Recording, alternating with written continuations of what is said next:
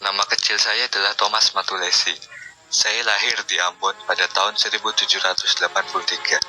Saya pernah menjadi tentara Inggris berpangkat sersan. Pada waktu itu, Belanda harus menyerahkan wilayah jajahannya, di antaranya Maluku kepada Inggris. Namun, hal ini tidak berlangsung lama. Setelah Perang Napoleon berakhir, Indonesia diserahkan kembali ke pihak Belanda. Seperti pada masa-masa sebelumnya, Belanda kembali memeras kekayaan bumi Maluku. Penindasan dan tindakan-tindakan kasar yang dijalankan Belanda menjadi salah satu sebab bangkitnya penduduk Maluku melakukan perlawanan. Dan sasaran utama rakyat Maluku adalah mengembangkan kekuasaan Belanda dengan cara merebut benteng Dorset, lambang kolonial di Saparua.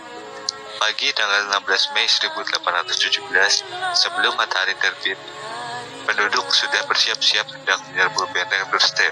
Sementara itu, saya masih berada di area 5 km dari benteng. 4 orang diutus untuk menjemput saya. Dalam pertemuan yang diadakan pagi itu, saya diangkat sebagai pimpinan penyerbuan ke benteng. Saya segera menyusun pasukan dan mengatur siasat. Pemuda-pemuda yang dulunya berdinas dalam ketentaraan Inggris dan teman-teman dekatnya dijadikan barisan inti. Tengah hari, saya memerintahkan pasukan saya menyerbu. Pasukan Belanda yang bertahan dalam benteng melepaskan tembakan bertubi-tubi. Benteng dapat dikuasai dan semua tentara Belanda ditangkap. Pasukan Belanda yang dipimpin Mayor Beaches berusaha merebut kembali benteng Dorset. Saya bersama pasukan melakukan perlawanan. Pasukan Mayor Beaches mundur. Selama 3 bulan benteng itu dikuasai pasukan saya.